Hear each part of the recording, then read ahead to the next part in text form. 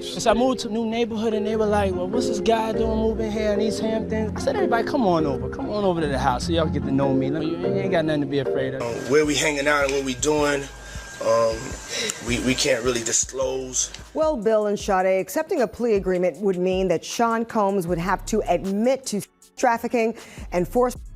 And today he made it very clear that was not going to happen. Federal prosecutors have suddenly discovered a previously unknown video, generously handed over by none other than Justin Bieber's legal team. According to them, this newfound gem will now be a starring exhibit in United States versus Shawn Combs.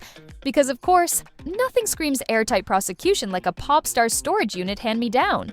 The footage, heroically transmitted via a secure cloud link, as if that makes it more credible, was accompanied by a solemn sworn declaration from Bieber's legal reps. Apparently, this dusty clip came from a handheld camera memory card tucked away like a family heirloom, only to be unearthed during a routine civil litigation document review. And yes, Bieber himself took a moment out of his busy schedule to authenticate it. Naturally, prosecutors are treating the file like it's the Zapruder film, claiming its timestamps, metadata, and background clutter confirm the scene took place at a gathering that's long been whispered about, but, until now, had the audacity to exist without a single video receipt. And what's so magical about this clip?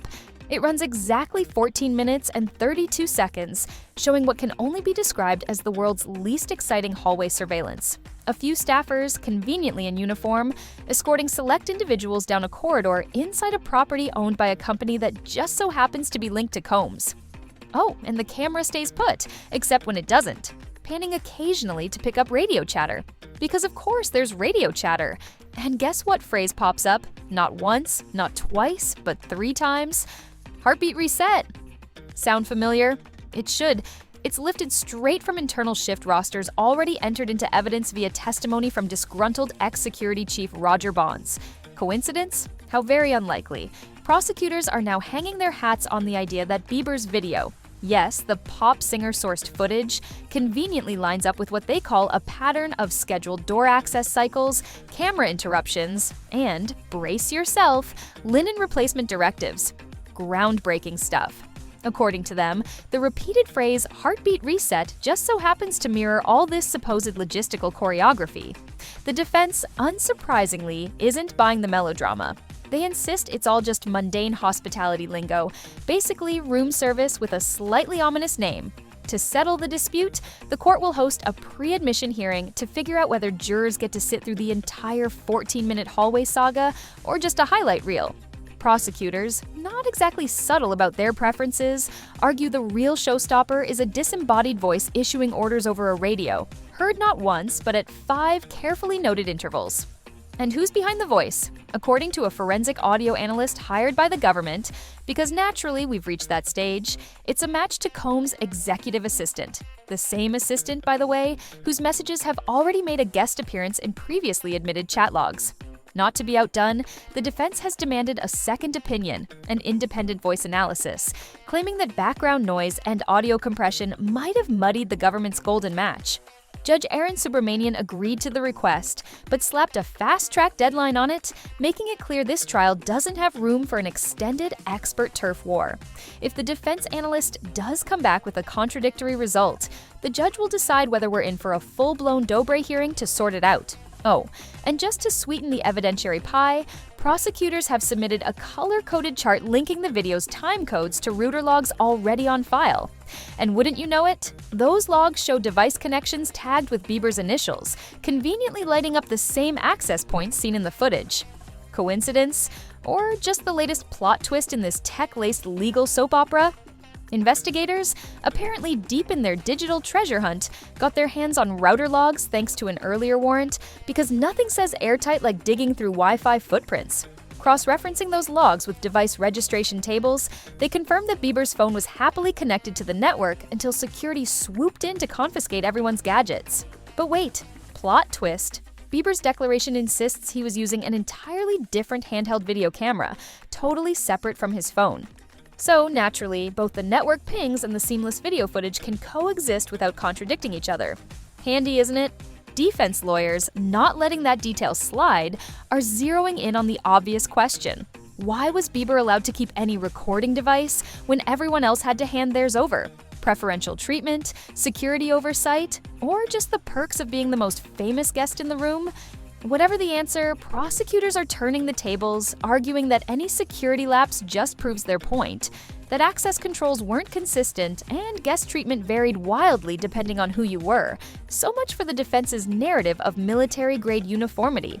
As if hallway footage and mysterious code phrases weren't enough, Bieber's video also captures a fleeting but oh-so-convenient exchange between two staffers fretting over linen inventory. One of them warns that the guest wing refresh bins are running dangerously low. Prosecutors are jumping on that, planning to pair it with procurement records showing a same-day scramble for industrial-strength cleaning supplies. Defense counsel, visibly unimpressed, have already called it mundane, nothing more than your average holiday weekend stock-up. But prosecutors insist the timing is no coincidence, pointing to recurring inventory spikes on nights when, wouldn't you know it, doctor sensor data shows guest wing resets. Just to be clear, because they're clearly anticipating the headlines, prosecutors stress that Bieber isn't a suspect, a target, or even on the government's radar. His cooperation, they say, was purely voluntary. According to Bieber's own sworn declaration, he had absolutely no clue the footage would matter to anyone until his lawyers asked him to sift through old media files for an entirely unrelated civil case. So, to sum up, a forgotten camera, a conveniently timed hallway chat, linen bin shortages, and a pop star with perfect timing. You couldn't script it better if you tried. According to Bieber's declaration, written in the purest tone of civic duty, he hasn't received, nor does he expect, any financial compensation for turning over the footage. Just an honest pop star, donating video evidence to a federal prosecution out of the goodness of his heart. Still, defense attorneys aren't exactly taking that at face value. They've already made it clear they plan to dig into any potential civil incentives during cross, should prosecutors dare to put Bieber on the stand. So far, no word on whether the government plans to trot him out live or just stick to the paperwork.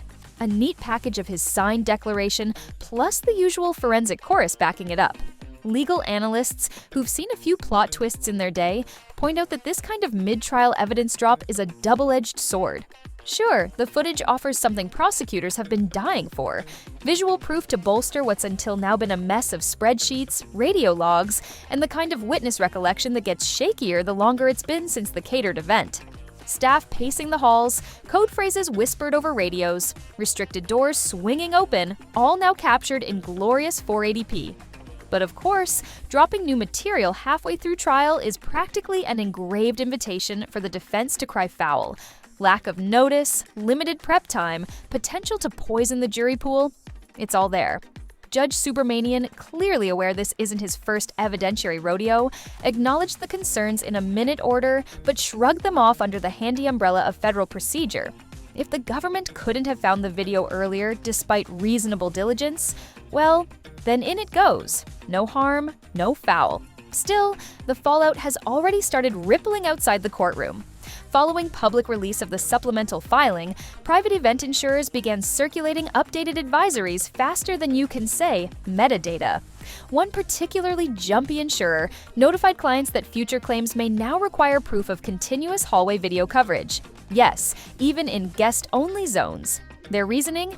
If Bieber can accidentally archive 14 minutes of legally relevant corridor action from a handheld camera he wasn't even supposed to have, then you better believe your next payout might hinge on matching footage. Welcome to the age of pop star forensics. What do you think of this drama? Let us know in the comment section. And don't forget to subscribe Celebrity Insider News and press the bell icon for more celebrity gossips. Thanks for watching.